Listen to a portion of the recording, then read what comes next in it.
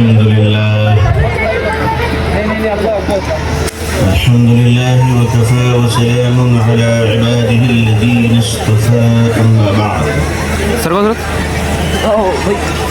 الحمد لله رب العالمين والعاقبة للمتقين والصلاة على رسوله محمد وعلى آله وأصحابه أجمعين.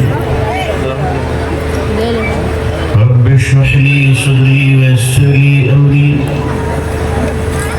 واحلل عقدة من لساني يفقهوا قولي. رب يسر ولا تعسر وتمم بالخير. ربي زدني علما ربي زدني علما اللهم ربي زدني علما والحقني بالصالحين. أعوذ بالله من الشيطان الرجيم. بسم الله الرحمن الرحيم. لقد كان لكم في رسول الله أسوة حسنة. وقال ربنا آتنا في الدنيا حسنة وفي الآخرة حسنة وقنا عذاب النار. صدق الله العظيم وصدق رسوله النبي الأمي الكريم. قال النبي صلى الله عليه وسلم الدنيا مزرعة الآخرة أو كما قال عليه الصلاة والسلام. اللهم صل على سيدنا محمد وعطرته بعدد كل معلوم لك. اللهم صل على سيدنا محمد عبدك ورسولك وعلى المؤمنين والمؤمنات والمسلمين والمسلمات. حضرات علماء کرام، بزرگان محترم، نوجوانان اسلام، عزیزان گرامی، سامعین اعظام، عمائدین علاقہ، پردہ نشین خواتین امت اسلامیہ، اللہ کا شکر ہے آپ بزرگوں کی دعائیں ہیں، ہمارے اساتذہ اور ماں باپ کی محنت ہے کہ ہم نے 2-4 دینی کتابیں پڑھی ہیں. مدرسے کی چٹائی پہ بیٹھنے کا اعزاز حاصل رہا ہے، یونیورسٹی کے بینچوں کو بوسہ دینے کا بھی موقع ہے. لیکن یقین جانیے اسلامی کتب خانوں میں، اکابرین کی لائبریریوں میں اور بڑے بڑے کتب خانوں میں آج تک مجھے ایسی کوئی اطلاع نہیں ملی کہ جس میں کرامت سیکھنے اور سکھانے کی کوئی ترکیب بتائی گئی. اسلام کرامتوں پر اپنے انداز بیان کو نہیں چلایا کرتا. اسلام انسان کو عملی تدبیر سیکھ کر چلنے کا حکم دیتا ہے اور تربیت کے لیے اللہ انبیاء کو بھیجتا ہے تاکہ پریکٹیکل لائف کیسی ہو. ظاہر ہے ابھی ہمارے برادر محترم سارے بھٹکے ہوئے لوگوں کو جمع کر رہے تھے اور خود بھی بھٹکے لی ہے ماشاءاللہ. حضرت مولانا الیاس صاحب ندوی دامت برکاتہ بڑے مشفق، فیاض اور شفیق انسان ہے اور ان کو حق ہے مولانا علی بن ندوی رحمۃ اللہ علیہ پر گفتگو کرنے کا. انہیں حق ہے اور یہ اعزاز اللہ نے ان کو دیا. کتب خانوں میں وہ رہتے ہیں اور جانتے ہیں، کتب خانوں کی کتابیں سن کر بتا دیتے ہیں کون سی کتاب کتنی جلدوں میں موجود ہے. مولانا نے بھی کرامت سیکھنے سکھانے کی ترکیب والی کوئی کتاب نہیں دیکھی ہوگی، مجھے اطمینان نہیں تھا. اسلام کرامتوں سے نہیں چلتا، اسلام ہماری زندگی سے چلتا ہے. یقین نہیں، ایک مسلمان اور ایک یہودی آپس میں دونوں کے قبلے الگ الگ ہیں. ایک مشرق ہے تو دوسرا مغرب ہے. دشمن دونوں کشتی پہ سوار ہیں، ندی سے گزر رہے ہیں، دریا میں تلاطم آ جائے اور بحر دریا کشتی کو ڈبونا چاہتی ہے اور دونوں اپنے خدا کو پکار رہا ہے۔ مسلمان کہتا ہے اللہ مجھے بچا لے اپنے نبی کے صدقے صلی اللہ علیہ وسلم، جتنے کلمے یاد تھے سب پڑھ لیے، جتنی آیت الکرسی یاد تھے پڑھ لی، جتنے سورہ یاسین تھے سب یاد کر لیے، ساروں کو پڑھ لیا۔ یہودی نے بھی اپنے معبود کو پکارا دونوں نے اپنے خدا کو، مگر کشتی ڈوب گئی۔ بتاؤ ان دونوں میں بچے گا کون؟ جس نے سورہ یاسین پڑھی ہے ثواب اسے بھی ملے گا۔ بھائی سمپل جواب ہے، بچے گا وہی جس کو تیرنا آتا ہے نا؟ سمپل جواب، بچے گا وہی جس کو تیرنا آتا ہے، جس کو سوئمنگ آتی ہے۔ آیت الکرسی کا ثواب ملے گا، یاسین شریف کا ثواب ملے گا، جنت میں جائیں گے، مگر بچنے کی تدبیر یہ کہ دریا کہتی ہے ہم سے پیارے اترنا ہے تو مسکرا کر اتر جاؤ، مگر یاد رکھنا نہ میں سیاہی کا دشمن ہوں، نہ سفیدی کا دوست ہوں، نہ مسلمانوں کا دشمن ہوں، نہ کسی اور کا یار ہوں۔ اترنے سے پہلے ایک بات سوچ لینا، اگر تیرنا آتا ہے تو سینہ چیر کر نکل جاؤ، نہیں تو یہی مر کر دفن ہو جاؤ۔ عزیزان ملت، لاجک اور میجک میں بڑا فرق ہوتا ہے۔ ہمارے ہندوستان میں لاجک سے زیادہ لوگ میجک پر بلیو کرتے ہیں، اسی لیے اے پی جے عبد الکلام کم بابا زیادہ پیدا ہوتے ہیں۔ ہمارے یہاں بابا دیکھیے، ہر ماڈل کا بابا آپ کو ملے گا، آئٹم بابا، مرچی بابا، پیاز بابا، گول مرچ بابا، ادرک بابا، کمپیوٹر بابا، ہارمونیم بابا، گوفا بابا، آفا بابا، خدا کا نہیں کہتے بابا۔ ہندوستان باباؤں کے جنگل میں وچتر پانی بن گیا ہے۔ سمجھ میں نہیں آ رہا ہے کہ بھارت ناسا میں جائے گا یا جھارکھنڈ کے چائے باسا میں جائے گا، آخر جائے گا کہاں؟ ہمارے دیش میں ایک پرکرتی ہے، ہمارے دیش میں ایک ڈم ہے، ہمارے دیش میں ایک آئٹم ہے، اس کا مقابلہ پوری دنیا میں کہیں نہیں ہے، اسے کہتے پالیٹیشین۔ کیا کہتے ہیں؟ پالیٹیشین۔ ہندوستان کے پالیٹیشین سے ٹرمپ بھی گھبراتا ہے، اس کو پتہ ہے وہ قریب نہیں آتا ہے، وہ جانتا ہے کہ ایک بار آئے تھے تو کیا حشر ہوا تھا، 4 سال باہر رہنا پڑا، یاد ہے نہیں آپ کو؟ ہندوستان کے جو پالیٹیشین ہے بڑا زبردست ہے، اور چونکہ ان سے تو ہماری بڑی یاری چلتی رہتی ہے، ہم دونوں مل جل کے رہتے ہیں، ایک ہی گھاٹ کے پانی پیتے ہیں۔ ایک پالیٹیشین نے پوچھا مجھ سے، مولانا شیر اور بکری ایک گھاٹ میں پانی پی سکتے ہیں؟ میں نے کہا کہ پی تو سکتے، تاریخ میں تو ایسے واقعات ہیں۔ امیر المومنین حضرت عمر عبدالعزیز رحمۃ اللہ علیہ کے بارے میں آتا ہے کہ ایک بڑھیا نے دیکھ لیا کہ گھاٹ پہ پانی پیتی ہوئی بکری پر شیر نے حملہ کر دیا، بڑھیا کہتی انا للہ و انا الیہ راجعون، لگتا عمر بن عبدالعزیز سے انتقال ہو گیا، روب ختم ہو گیا، دبدبہ ختم ہو گیا۔ تو اس پولیٹیشین نے کہا کہ وہ تو پرانی بات ہے، کیا اس دور میں شیر اور بکری ایک گھاٹ پہ پانی پی سکتی ہے؟ میں نے کہا اس دور میں بھی ہو سکتا ہے، شرط ہے شیر اور بکری میں چناوی گٹھ بندھن ہو جائے۔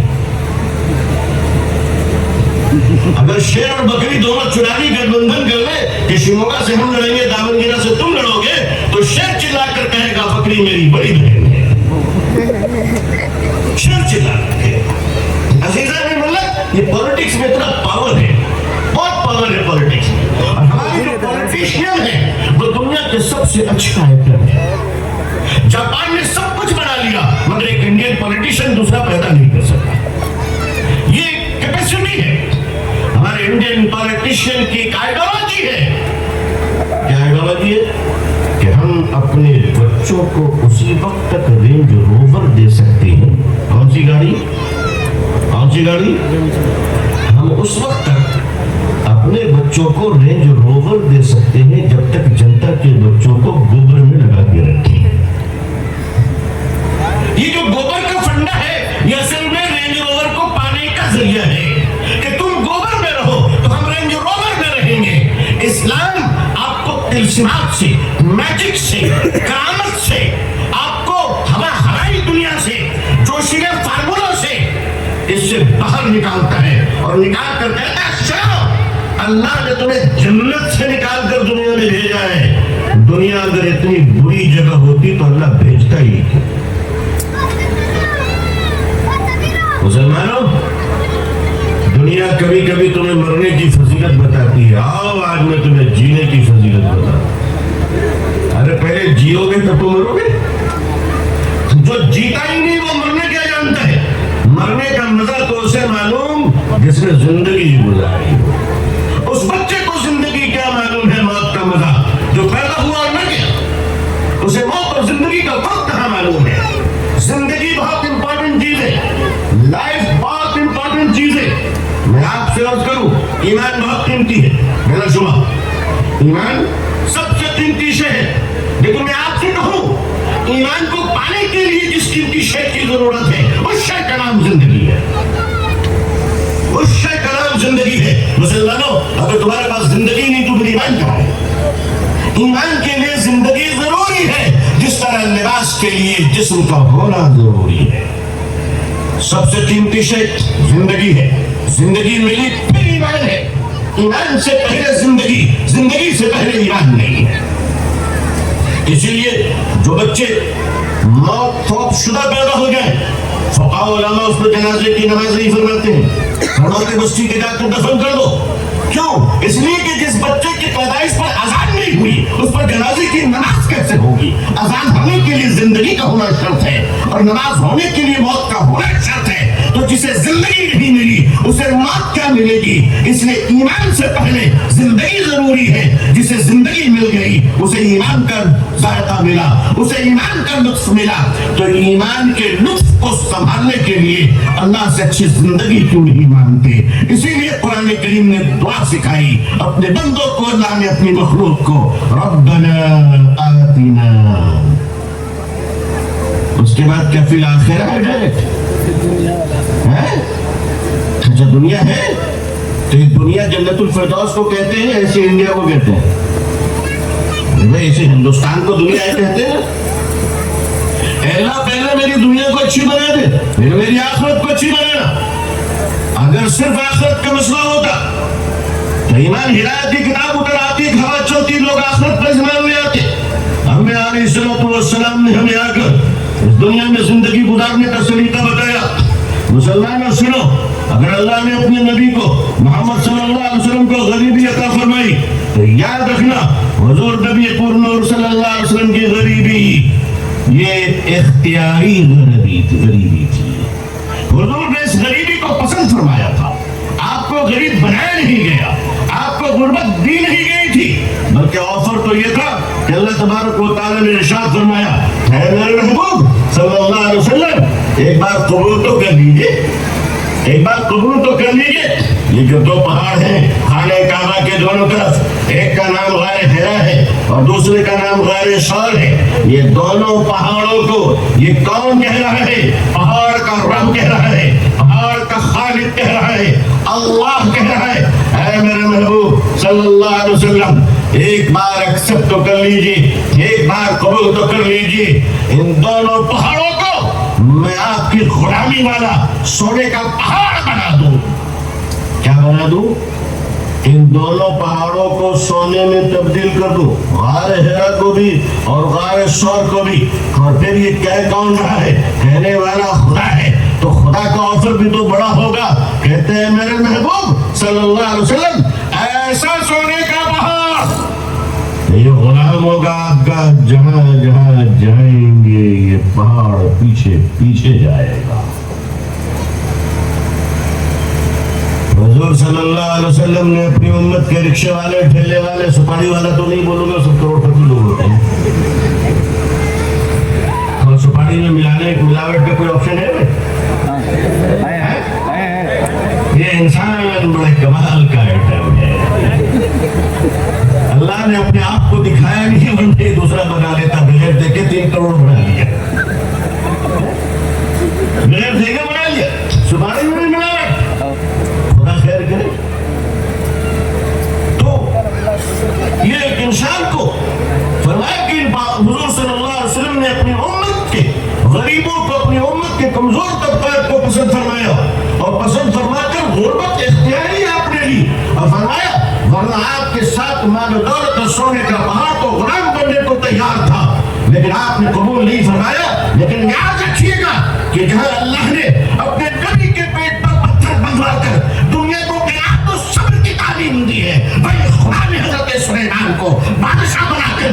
دیا کہ نبی صرف چٹائیوں پر بیٹھنے کے لیے نہیں بلکہ تاج و تخت اور سلطان کا مالک بننے کے لیے ہے۔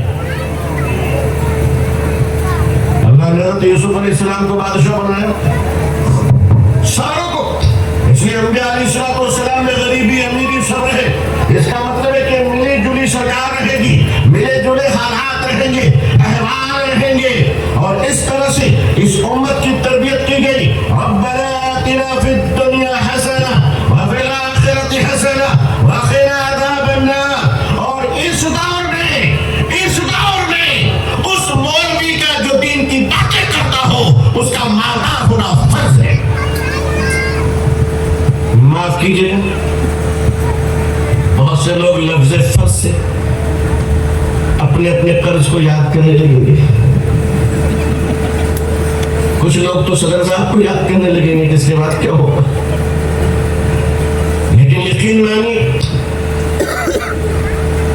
تاریخ کے حافظ بھائی ریاض صاحب تشریف فرما ہے کہ 150-200 سالوں سے علماء تنخواہ پر چلنے لگے، ورنہ وقت کا عالم امام اعظم ابو حنیفہ رحمۃ اللہ علیہ اتنا بڑا تاجر تھا کہ 800 مفتیوں کی پرورش اکیلے کرتے تھے۔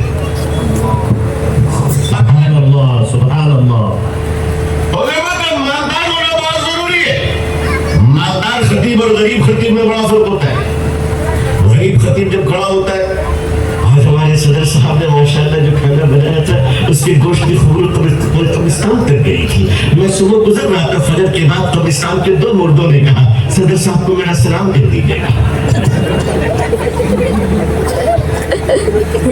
اور مولانا علی میاں ندوی رحمۃ اللہ علیہ جن کا ذکر کیا جا رہا، وہ اتنے مالدار ماشاءاللہ اتنے مالدار کہ 1998 میں دبئی میں قرآن کا ایوارڈ ملا، جس مجلس میں میں موجود تھا، وہ نفس نفیس 10 لاکھ ریال آپ کو گفٹ کیے گئے۔ وہی آپ نے فرمایا کہ یہ رقم مجھے ضرورت نہیں ہے، ندوی کے بیت المال میں ڈال دیے جائے۔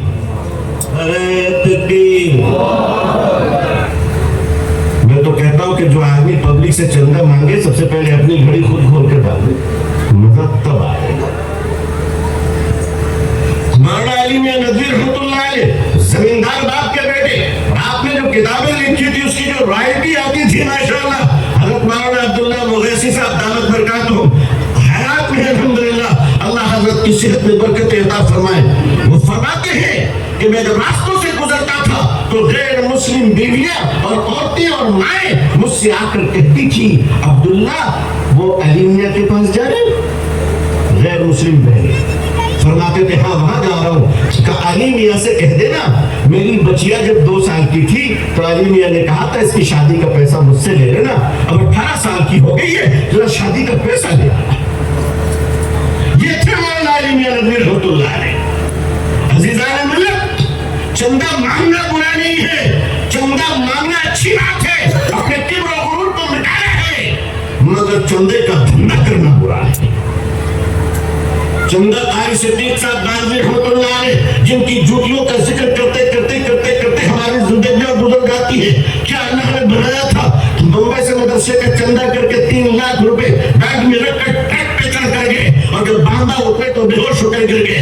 غیر مسلم بھائی دوڑے، بہت چاہتے تھے وہ لوگ، ہمارے ہندو بھائیوں نے اٹھایا، بابا تم بے ہوش کیوں ہو گئے؟ پانی کے چھینٹے مارے گئے، کچھ میٹھا کھلایا گیا، نبض ٹٹولی گئی تو پتہ چلا کہ قاری صدیق صاحب رحمۃ اللہ علیہ 3 دنوں سے بھوکے ہیں۔ لوگوں نے کہا بابا تمہارے بیگ میں 3 لاکھ روپے ہے، پھر تم بھوکے کیوں ہو؟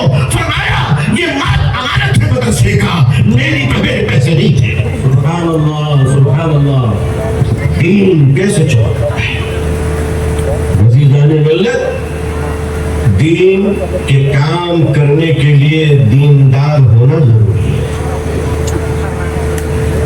مسجد تو وہ انجینئر صاحب بھی بنا دیتے ہیں جو کلمہ نہیں پڑھتے، ہے نا؟ مسجد وہ انجینئر صاحب بھی بنا دیتے ہیں جن کو کلمہ نہیں آتا، اور وہ بھی محراب تلاش دیتے ہیں جنہوں نے کبھی نماز نہیں پڑھی۔ تو مسجد بنا دینا دینداری کی علامت نہیں ہے، مسجد کو سجدوں سے آباد کرنا یہ دینداری کی علامت ہے۔ ابھی ہمارے بھائی حضرت مولانا الیاس ندوی صاحب دامت برکاتہم نے ایک زبردست واقعہ چھیڑا چند مال چوپڑا کا۔ 29 मार्च 1985 ये सन था। बंगाल में ज्योति बासु साहब की हुकूमत थी, दिल्ली में राजीव गांधी साहब की गवर्नमेंट थी।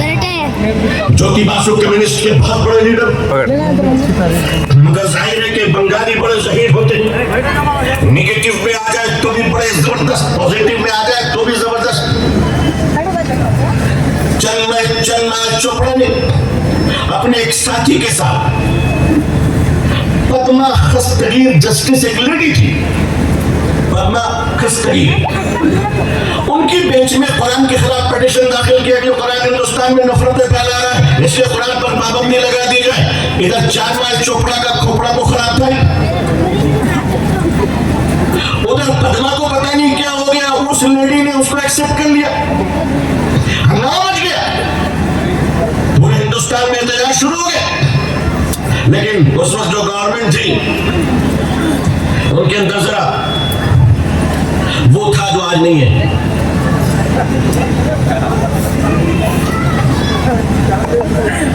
एक्सेप्ट हो गया, हंगामा बर्पा हो गया। अटॉर्नी जनरल दिल्ली से तशरीफ ले गए, waste Bengal government of Bengal ने भी अपने वकील को खड़ा किया, लेकिन दिल्ली ने सुप्रीम कोर्ट से अटॉर्नी जनरल तशरीफ लाए और वो हमारे हिंदू भाई थे और उन्होंने खड़ा होकर कलकत्ता की अदालत में जो दलील दी है वो दलील सुनिए। एक दलील झटका था और मुकदमा कहां फेंका गया पता नहीं चला। वकील साहब खड़े हुए, हमारे हिंदू भाई थे, और खड़े होकर कहने लगे, मिला जस्टिस, इस अदालत में जिस कुरान पर हलफ लिया जाता है, जिस अदालत में जिस किताब पर हलफ ली जाती हो, उस किताब पर कभी मुकदमा नहीं चल सकता। नारे तकबीर, नारे तकबीर। ये दलील पेश, जिस तरह कोर्ट में जाते हैं हमारे हिंदू भाई, भगवद गीता की सौगंध खाता हूं, जो कहूंगा सच कहूंगा, सच के सिवा कुछ न कहूंगा। मुसलमान गए, हमारे क्रिश्चियन भाई गए, बाइबल पर वोट लेता हूं कि जो कहूंगा सच कहूंगा, सच के सिवा कुछ न कहूंगा। मुसलमान जाते हैं और कुरान पर हलफ लेते हैं, जो कहूंगा सच कहूंगा, सच के सिवा कुछ न कहूंगा। जब इस किताब को अदालत मानती है कि इस पर हलफ लेने वाला सच बोलता है, तो किताब कितनी सच्ची होगी। अदालत की औकात नहीं है कि खुदा की किताब पर मुकद्दमे की सुनवाई करे। बस 12 मिनट में केस खत्म। जज ने उठाया, फेंका, बाहर लाखों का हजूम था। चन्मय चोपड़ा बाथरूम के रास्ते से निकला, पता नहीं चला बाहर निकला कि नहीं निकला। लेकिन जो बात सोचने की है कि वो मुहतरमा जो थी पद्मा खस्तगीर, जिन्होंने एक्सेप्ट किया था, लोग कहते हैं कि रिटायरमेंट के बाद उनका दिमागी तवाज़ुन बिगड़ गया था। हम नहीं जानते क्यों हुआ, मगर मैं बताना चाहता हूं कि इस देश में मुसलमानों के लिए हमारे हिंदू भाइयों की सहायता और उनका साथ और उनकी कुर्बानी, ये सच है, सच है, सच है। मैं इसे डिनाई नहीं कर सकता, मैं इसे डिनाई नहीं कर सकता। मुसलमानों को यह तय करना है कि वो हिंदुस्तान में किन मुद्दों की बुनियाद पर है। अगर उनका मुद्दा सिर्फ कबाब खाने का है तो फिर वो अपने लिए फैसला कर सकते हैं। अगर उनका मुद्दा इमारत और बिल्डिंगों का मुकाबला है तो वो अपने बारे में फैसला कर सकते हैं कि मुसलमानों को क्या करना है। लेकिन हिंदुस्तानी मुसलमानों, मैं आपसे खुलकर कहना चाहता हूं कि हिंदुस्तान में पैदा होने का फैसला न मेरा था न आपका था, ये हमारे रब का था। अगर अल्लाह आपसे पूछता कि तुम कहां पैदा होगे तो शायद हम मदीना मुनव्वरा पहुंचे अल्लाह की तौफीक से। लेकिन हिंदुस्तान में पैदा होने का फैसला अल्लाह का है, तो इसका मतलब है कि हिंदुस्तान में अल्लाह चाहता है कि मुसलमानों मेरे मुस्तफा के चिराग की हिफाजत करो। इस्लाम जिंदाबाद सल्लल्लाहु अलैहि वसल्लम। आखिर हम अपनी जिम्मेदारियों को फरामोश कर कहां तक चलेंगे और कब तक चलेंगे और किस जगह तक चलेंगे। हमें ये सोचना पड़ेगा कि हमें क्यों है, हमारी क्या जिम्मेदारी है, हमारी सिविल रिस्पॉन्सिबिलिटी क्या है, सोसाइटी के बारे में हमारी अपनी जिम्मेदारी क्या है, देश के प्रति हमारा कर्तव्य क्या है, इस देश के आदर सम्मान और इस देश में रहने वाले हमारे करोड़ों भाई जो दूसरे धर्म और दूसरे समुदाय के کے ہیں, جو دوسری بھاشا اور دوسری آشا کے ساتھ ہیں, جو دوسرے کلچر, دوسری تہذیب اور دوسرے سوسائٹی میں رہتے ہیں, ان کے بارے میں ہمارے اوپر کیا کرتویہ ہے؟ کیا اسلام نے اسے کھول کر نہیں بتایا؟ کیا اسلام نے اسے واضح کر کے نہیں بتایا؟ اس ملک میں اگر کروڑوں مسلمان ہیں, اس کے بعد بھی اگر اس ملک میں جھوٹ کا بول بالا ہے تو مسلمان گنہگار ہوگا. اس ملک میں کروڑوں مسلمانوں کے رہتے ہوئے اگر کوئی بھوک سے سسک کر مر رہا ہے تو مسلمان گنہگار ہوگا. اگر کروڑوں مسلمانوں کے رہتے ہوئے اگر کوئی پیسہ تڑپ کر مر رہا ہے تو مسلمان گنہگار ہوگا. کہ اگر اس دیش میں مسلمانوں کے ہوتے ہوئے کوئی غریب آدمی اپنی بیوی کے جنازے کو ایمبولینس کا پیسہ نہ ہونے کی وجہ کر کندھے پہ لے کر جا رہا ہے تو بھارت کا مسلمان گنہگار ہو جائے گا. آپ کس لیے, آپ کس لیے, کانٹے کس لیے ہیں مجھے پتا نہیں, لیکن پھول تو ہے شہد کی مکھیوں کو رس دینے کے لیے. عزیزان ملت, جب تک انسان اپنی ذمہ داریوں کو نہیں سمجھتا, اس دنیا کو پہلے بہتر بنانے کی کوشش اور فکر کیجیے. اللہ تعالیٰ نے تدبیریں ہمارے سامنے رکھی ہیں. یہ زمین کے نیچے سارے خزانے اللہ نے دیے ہیں. ان خزانوں کو نکال کر ایمانداری کے ساتھ, دیانتداری کے ساتھ, محبت کے ساتھ, دیانت کے ساتھ, صداقت کے ساتھ, رفاقت کے ساتھ, شجاعت کے ساتھ انسان کی خدمت کے لیے پیش کرنا, یہ انسان کی بڑی اہم ذمہ داری ہے. اگر آپ انسان کی خدمت کے لیے آپ کوئی ایسی مشین بناتے ہیں جس سے لاکھوں انسانوں کو فائدہ پہنچے گا, تو آپ کو کیا لگتا ہے یہ ثواب کا کام نہیں ہے؟ یہ نیکی کا کام نہیں ہے؟ اگر یہ نیکی کا کام نہیں ہے تو پھر پانی کے پائپ کو بند کر دو. یہ نیکی کا کام نہیں ہے تو بورنگ مشین کو بند کر دو. اگر یہ نیکی کا کام نہیں ہے تو ساری سہولتوں کو ختم کر دو. لیکن نہیں, یہ سب نیکی کا کام ہے اور سارے انبیاء کی سنت ہے. اس لیے اس دنیا کو بہتر بنانے کی ذمہ داری اکابر علماء کی ہے. جہاں مدرسوں سے ہمیں سکھایا جاتا ہے کہ ہم دنیا کے کاروبار میں نبی کے اخلاق کو بھول نہیں سکتے. یہ مدرسہ ہمیں کیا دیتا ہے؟ مدرسہ ہمیں یہ دیتا ہے, مدرسہ ہمیں کاروبار سے منع نہیں کرتا. سنو سنو سنو, ہم کاروبار میں بھی اس عظیم شخصیت کو جانتے ہیں. چلو ذرا 800 سے 1400 سال پہلے پیچھے اس مدینے کی مسجد میں چلتے ہیں جہاں ایک صحابی اور رسول تھے صلی اللہ علیہ وسلم, جن کا نام تھا حضرت عبد الرحمن بن عوف رضی اللہ تعالیٰ عنہ. بڑے بزنس مین, بڑے بزنس مین, پڑھے لکھے لوگوں کا مجمع ہے. اگر میں ایک بات آپ سے کہوں کہ ان کے برابر کا کیپٹل آج دنیا میں کسی کے پاس نہیں ہے تو آپ حیران نہ ہوئیے گا. میں اس کے دلائل پیش کرنے کی کوشش کرتا ہوں. میں جانتا ہوں, میں بے خبر نہیں ہوں الحمدللہ. میں ایلون مسک کے بارے میں بھی جانتا ہوں, دنیا کا اتنا بڑا آدمی, پیسے والا. میں امازون کے بارے میں بھی جانتا ہوں, بڑے بڑے پیسے والے اس دنیا میں ہیں اس وقت, بڑے بڑے دولت والے, مائکروسافٹ والے بھی ہیں. بلکہ کچھ ایسی فیملی ہے دنیا میں کہ دنیا کی ساری دولت 70-72% دولت انہی کے پاس ہے. بڑی بڑی کمپنی ہے دنیا میں, مگر حضرت عبد الرحمن بن عوف رضی اللہ تعالیٰ عنہ کی کمپنی اور ان کی کمپنی میں کیا فرق ہے؟ میں حلال حرام پہ نہیں آ رہا ہوں, میں کیپٹل کو بتانا چاہ رہا ہوں کہ آپ کی بھی کارپوریٹ کمپنی اور آپ کی کارپوریٹ کمپنی ہے. ہمارے ہندوستان میں 2 انڈسٹری بہت بڑی ہے, اڈانی صاحب اور امبانی صاحب. ابھی تک تو 2 ہیں. دعا کیجیے اللہ سے کہ انشاءاللہ رحمانی صاحب کا بھی نمبر آ جائے. ارے دعا تو کہو, میں آمین تو کہو. آپ لوگ آمین بھی لے کے آ جاؤ کہ واقعی ہو گیا تو کیا ہوگا. اچھا آپ لوگ ڈرتے کہ ہو گیا تو کیا ہو گیا. ارے اگر ہو گیا انشاءاللہ تو اپنی ہیلی کاپٹر سے آئیں گے آپ کے جلسے میں انشاءاللہ. ہو گیا. ارے دل بڑا رکھو بھائی, دل بڑا رکھو بھائی. اس کی بغیر مولوی کہاں چھوڑے گا؟ امبانی صاحب, اڈانی صاحب, اب جوڑ ہے کہ نہیں رحمانی صاحب بتائیے؟ جوڑ ہے نا, ردیف کافی سب مل گیا, اللہ سے مانگا جائے.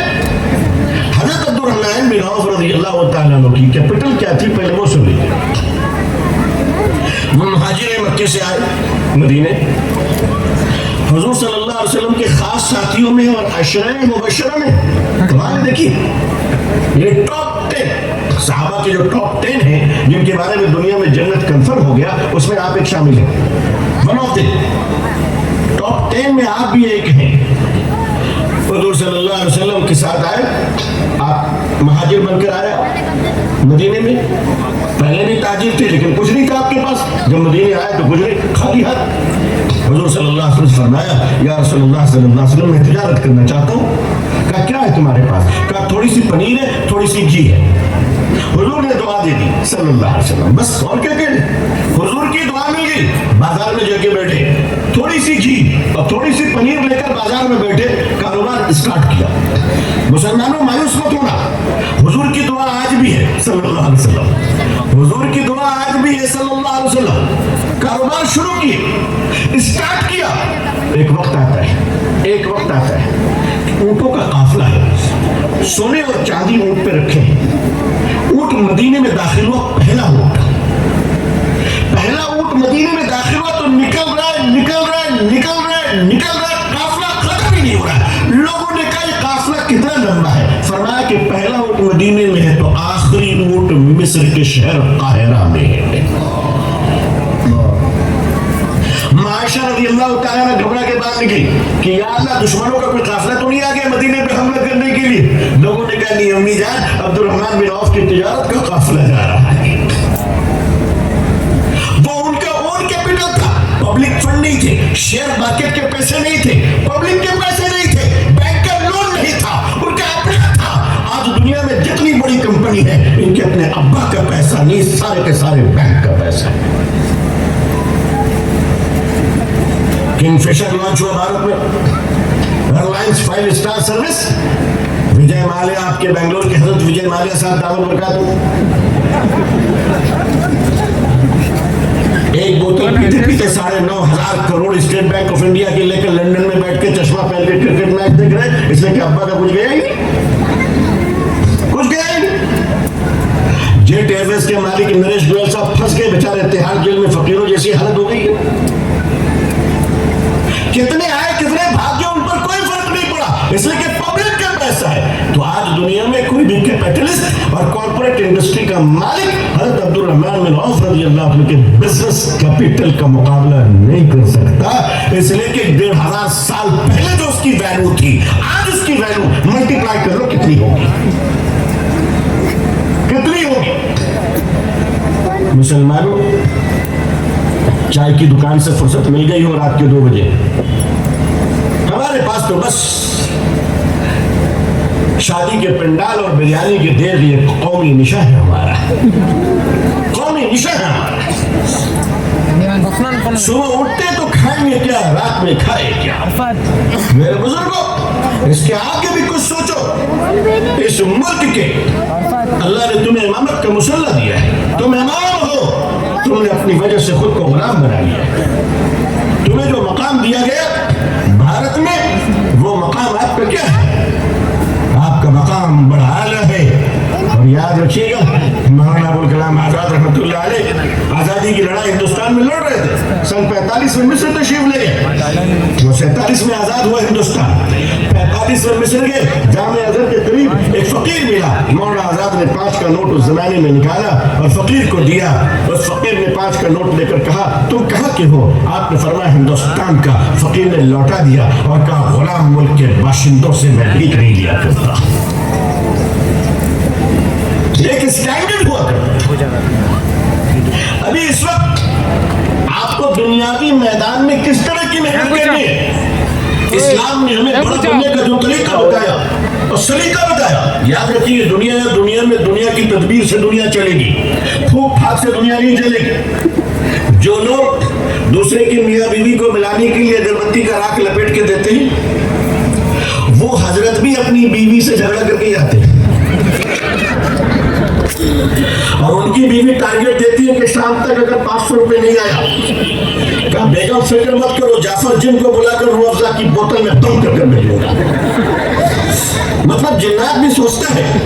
اور ہمارے جماعت والے بھائی تو ماشاءاللہ کیا کہنے, اللہ والے ہیں بیچارے. ایک مسجد میں جماعت لے کے گئے, لوگوں نے کہا اس مسجد میں ٹھہریے, جنات آتا ہے. بولے کوئی بات نہیں. امیر صاحب تہجد میں کھڑے ہو گئے, جنات نے کہا میں جعفر جن ہوں. کہا 40 دن نکلو. بولے تو کوئی بھی ہو 40 دن. حالانکہ ہاں مصیبت بس کی. آج تک کوئی عامل ہم کو پیک کر کے لے کے نہیں جا سکا, اسی 40 دن بول رہے. हमारे जमात वाले भाई के हाथ में जो फंसा, कम से कम 3 दिन, उससे पहले तो जमानत मिलने का सवाल ही नहीं। अदालत में तो फिर भी अच्छा वकील हो तो सुबह जाके शाम में जमानत ले लेता है, उनके यहाँ नहीं, कोई पिटीशन नहीं। जो छुड़ाने जाता है वो भी जमा हो जाता है। कहा भाई आपको भी तो अल्लाह क्या जाना है, कहाँ जाना तो है, कभी बैठो, कहाँ जाना है, आप भी बैठो। ये बहरहाल बिजली गई है, आपका नूर ईमान ही नहीं गया है। आप अपनी दुरूद पढ़िए, अल्लाहुम्मा सल्लि अला सय्यिदिना मुहम्मदिन अब्दिका व रसूलिक व अलल मुमिनीन वल मुमिनात वल मुस्लिमीन वल मुस्लिमात। तो इस दुनिया की तदबीरों को इख्तियार करना है, ये अंबिया की सुन्नत है, ये नबियों की सुन्नत है।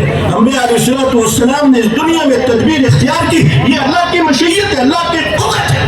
वरना अल्लाह के फरिश्ते क्या कम है नमाज पढ़ने की? फरिश्ते तो रोजा ही रहते, खाते ही नहीं है। अल्लाह जिससे चाहते काम लेते।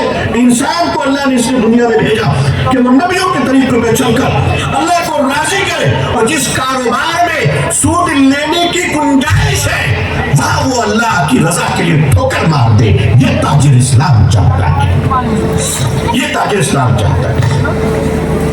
मदीने मुनव्वरा, मदीने के अंदर सड़क के 2 किनारे दुकानें हैं, मार्केट लगी है, इधर भी बाजार है, इधर भी बाजार है, इस तरफ भी किराने की दुकान, उस तरफ भी किराने की दुकान। जब आगे बढ़े तो देखा इस तरफ यहूदी की दुकान, उस तरफ सहाबी की दुकान, और सहाबी भी किराने की दुकान खोले, यहूदी भी किराने की दुकान खोला। शाम में एक यहूदी कस्टमर ग्राहक उसे जौ लेनी थी, वो यहूदी है मगर यहूदी की दुकान में नहीं गया, सहाबी की दुकान में गया। शाम का वक्त हो रहा था, सूरज डूबने वाला था। कहा कि उसने मुझे जौ दे दो। साहब रसूल सल्लल्लाहु अलैहि वसल्लम ने फरमाया मेरे पास जौ है, अच्छी क्वालिटी का है, प्राइस भी रिजनेबल है, और मैं बेचने के लिए दुकान खोल कर बैठा हुआ हूँ। लेकिन एक बात कहूँ, मेरे पास सुबह से अपने कस्टमर आ चुके हैं कि मैं इतना सामान बेच चुका हूँ कि शाम में मेरे बाल बच्चे बीवी वगैरह खा पी के आराम से सोएंगे, कोई फाका नहीं पड़ेगा। लेकिन मेरे सामने वाली दुकान जो यहूदी भाई की है, मैं देख रहा हूँ कि सुबह से उसकी दुकान में कोई कस्टमर नहीं आया है। अगर आप ये सौदा मेरी दुकान से ना लेकर उनकी दुकान से ले लें तो ये बड़ी मेहरबानी, बड़ी नवाजिश व इनायत होगी। अब आप बताइए मुसलमान का कितना फर्क है। यहाँ पर मुसलमान को मालूम हो जाए कि सामने एक दुकान खोल रहा है, का लेबू लाओ भाई, हरी मिर्च लाओ, बाबा क्या हो बेटा, किसको बंद करवाना है, कब हो जाएगा, भेज मालिक, अकल का अंधा चल जाए अपना धंधा। और लेबू काट रहा है, अरे भाई तुम्हारे अगर लेबू काटने से दुनिया वालों का व्यापार ठंडा हो जाता तो शरबत वाले जो लेबू काटते हैं तो पूरी दुनिया ठंडी हो जाती है। उससे ज्यादा कोई लेबू काटता होगा। अगर लेबू काटने से आदमी ठंडा हो जाए तो आप अमेरिका के नाम पर एक लेबू काटते हैं। हमारे बहुत तंग कर रहा है हिंदुस्तान को, 500% टैरिफ लगा रहा है।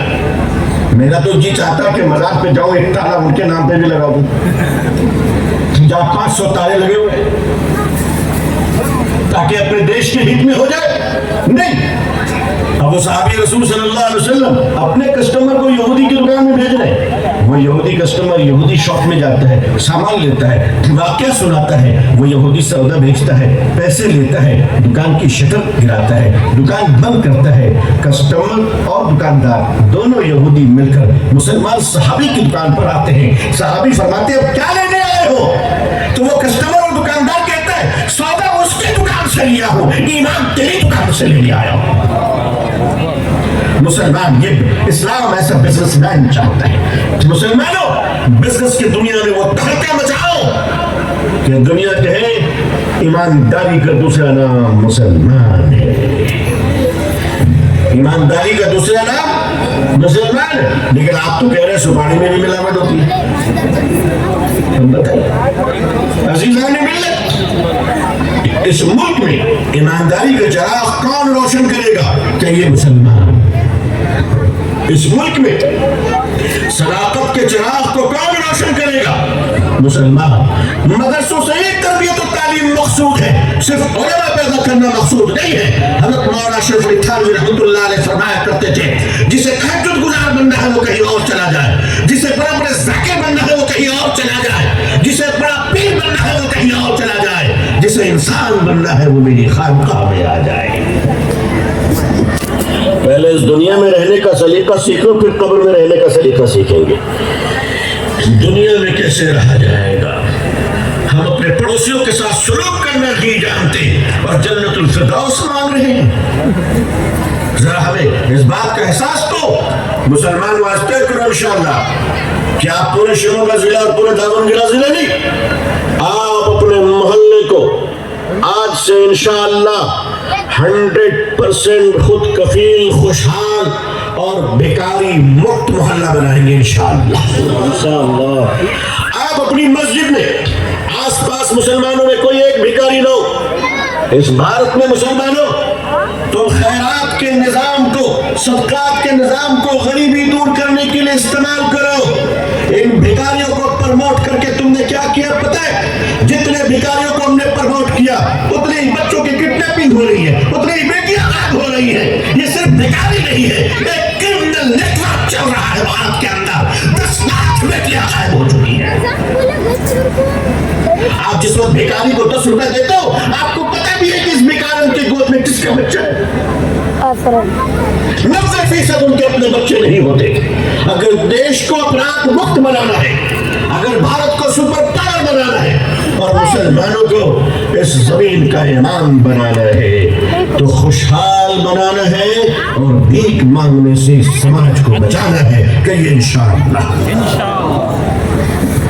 आप सदका निकालें, आपके घर में डब्बा रहे, आपको जितनी सदका निकालनी डब्बे में डाल दीजिए और जमा कर कर इज्तिमाई निजाम चलाइए और अपनी मस्जिद के आस पास की गरीबी को खत्म कीजिए। जिला छोड़ दीजिए, शहर छोड़ दीजिए, मोहल्ला छोड़ दीजिए, सिर्फ अपनी मस्जिद के निजाम को दुरुस्त कीजिए कि हमारी मस्जिद के आस पास, मस्जिद के मोहल्ले में कोई बेनमाजी नहीं रहेगा, तो कोई भिखारी भी नहीं रहेगा इंशाअल्लाह, कोई गरीब भी नहीं रहेगा इंशाअल्लाह। अगर कोई गरीब है तो उसकी मदद करो, कोई बीमार है तो उसका इलाज करवाओ, कोई बेवा है, तलाकशुदा है तो उनका इंतजाम आप हुस्न बेहतरीन तरीके से आप करें। कोई बच्चा है ड्रॉप आउट है तो उसके पढ़ने का इंतजाम करें, लेकिन कोई भीख नहीं मांगना चाहिए। एक मिसाल कायम कीजिए इंशाअल्लाह, ताकि आहिस्ता आहिस्ता आपका पूरा जिला आपकी नकल करे और 5-10 सालों में भारत में इनकलाब आ जाए कि अगर मालूम हो जाए शिमोगा के मुसलमानों को कि महाराष्ट्र में पीने का पानी नहीं है और वहाँ की हिंदू बहनें घूंघट टांग कर घड़ा लेकर 10 किलोमीटर पैदल जाती है पीने का पानी लाने के लिए, तो शिमोगा का मुसलमान 20 करोड़ रुपए लेके जाएगा कि मेरी बहन तुझे अब कहीं जाने की जरूरत नहीं है, भारत में तेरा मुसलमान भाई जिंदा है, तेरे पीने के पानी के कुएं का इंतजाम अब हम करेंगे इंशाअल्लाह। नफरतें तकरीरों से खत्म नहीं होती है। प्यास की वजह से अगर किसी को नफरत है हमसे, तो उसकी नफरत से पानी पिलाने से खत्म होगी। नाम बदलने से चीजें ठीक नहीं हो जाती भाई। इस वक्त कौन सा महीना है? जनवरी जी, ये जनवरी का महीना। सर्दी आई कि नहीं आपके? आप हो गई। दिल्ली वगैरह में बहुत तेज ठंडक है। दिल्ली में लोगों ने कहा कि जनवरी में बहुत ठंडक है, हालत खराब है, मौलाना क्या करूं? मैंने कहा काम कीजिए, मुझे तो एक ही आइडिया समझ में आता है जो यूपी सरकार से हमने सीखा है। जनवरी का नाम आप अप्रैल रख लीजिए। कौन से क्या होगा? लगन भी आ जाए का नाम बदलने से कहा भाई भारत में ही तो है, नाम बदलो, नाम बदलो, नाम बदलो, तो जनवरी का नाम अप्रैल रख दो। सर्दी नहीं लगेगी, गर्मी ज्यादा लगे दिसंबर रख दो। भाई इलाज तो सिंपल है, ऊपर ऊपर। अरे भाई इतना ही नाम बदलने का जुनून है हमारी दुश्मनी में, तो हमको चढ़ाने के लिए अपने बच्चों का नाम एक आध बार अबू जहल रख लो, हमें चढ़ाने के अबू लहब रख लो हमारी वजह से। अरे तुम जिसका नाम जो रखना है रखो, मगर चीजें बदलती नहीं है। शेर का नाम बंदर रख दोगे तो क्या फाड़ के खाना छोड़ देगा? सिफत नहीं जाएगी। तो मुसलमानों अपनी सिफत के साथ जिंदा रहो इंशाअल्लाह। और आपकी सिफत ये है कि आप नफा के बंदे नहीं हो। नफा प्रॉफिट, ऐसा करेंगे तो इतनी प्रॉफिट होगी, ऐसा करेंगे तो इतनी प्रॉफिट होगी, नहीं। मुसलमान नफा का बंदा नहीं है, मुसलमान नाफे का बंदा है। किसका बंदा है? नाफे। नाफे कौन है? अल्लाह। नाफे का मतलब नफा पहुंचाने वाला। तो आप नफा के बंदे हो या नफा देने वाले के बंदे हो? नफा देने वाले के बंदे। हम नुकसान से नहीं घबराते, हम नुकसान पहुंचाने वाले से उसकी पनाह मांगते हैं। अल्लाह। तो मुसलमानों आपके बिजनेस मॉडल मारवाड़ी भाई, सिंधी भाई, गुजराती भाई, पंजाबी भाई नहीं होंगे। आपके बिजनेस का मॉडल मोहम्मद मुस्तफा सल्लल्लाहु अलैहि वसल्लम की शरीयत है। और वो निजाम आपको दिखाना है करके अपनी जगह पर। अब तो लड़ी मार्च पड़ रहा आप ये चाइना दूसरी जगह पकड़ रहा और जापान की बात की हमारे भाई ने। ये जापान क्या है? इनके पास इस्लाम नहीं है, वैसे छोड़ना हो, लेकिन इस्लाम की पूरी खूबियां इनके अंदर मौजूद है। ये मर भी जाते हैं तो झूठ नहीं बोलते, झूठ नहीं बोलते, झूठ नहीं बोलते। और ये इतने सच्चे होते हैं कि शराब खाने में बैठकर भी सच बोलते हैं। और हम इतने दीनदार हैं कि मस्जिद में ही बैठकर झूठ बोल जाते हैं। और कहते हैं हालात कैसे बदलते? मरने के बाद शहादत का दर्जा मिल जाएगा। चोरी करके जाओगे तो शहादत का दर्जा मिलेगा, सूद खाकर जाओगे तो शहादत का दर्जा मिलेगा, दाढ़ी रखोगे सवाब मिलेगा, नमाज पढ़ोगे सवाब मिलेगा, वुज़ू बनाओगे सवाब मिलेगा। मगर जो बेईमानी की है उसका भी तो हिसाब किताब होगा। इसलिए अपने आप को आप मुसलमान बनाकर इस दुनिया को बताएं ये दुनिया अंधेरे में है। और याद रखिएगा, दिया सोने का हो या मिट्टी का, अंधेरे को कोई फर्क नहीं पड़ता। अंधेरे को फर्क पड़ता है तो दिए से निकलने वाली रोशनी से फर्क पड़ता है। उम्मत मुसलमानों, बस ये ऐलान कर मैं जा रहा हूं, हम टिमटिमाते हुए चिराग ही सही मगर अंधेरे को खौफ हमी से है। इस मुल्क में हम जैसे भी हैं, इन मदरसों के, उलमा के, दीनदारों के, दिन के काम करने वालों के, अकाबरीन की ड्यूटियों की बरकत है कि हमने सच के चिराग को झूठ की आंधी में महफूज रखा है। इंशाअल्लाह जलाए रखेंगे। और दुआ कीजिए कि इस मुल्क में मुसलमानों के खिलाफ चलने वाली नफरत की हवाओं को अपने ईमान और अपने अखलाक और अपने किरदार की कुव्वत से उसे मोहब्बत में तब्दील करेंगे इंशाअल्लाह। अल्लाह तबारक व तआला पूरी दुनिया में हम सबको इस्लाम की और मुसलमानों की इज्जत देखना नसीब फरमाए। अल्लाह हमें और आपको और हम सब के अहल व याल को, पूरी उम्मत मुस्लिमा को इज्जत, आफियत, सलामती, खैर, खुशहाली, सेहत और तंदुरुस्ती के साथ इस्लाम पर जिंदगी, ईमान पर खात्मा नसीब फरमाए। अल्लाह हम सबको बेहतर से बेहतर रखे। दुआ कीजिए कि अल्लाह ताला हिंदुस्तान में अल्लाह अमन और शांति अता फरमाए। यहाँ रहने वाले हिंदू भाई, मुसलमान भाई, सारे जात बरादरी के लोगों के बीच आपसी मोहब्बत, प्यार और भाईचारगी अता फरमाए। और हम मुसलमानों को इस देश के लिए और देश में रहने वाले करोड़ों भाई बहनों के लिए अच्छे और नेक काम और भले काम करने की अल्लाह तौफीक अता फरमाए। आमीन या रब्बल आलमीन। अपनी दुआओं में मुझे याद रखिएगा। आखिर दावाना अल्हम्दुलिल्लाहि रब्बिल आलमीन। वस्सलामु अलैकुम व रहमतुल्लाहि व बरकातुहू। माशाअल्लाह।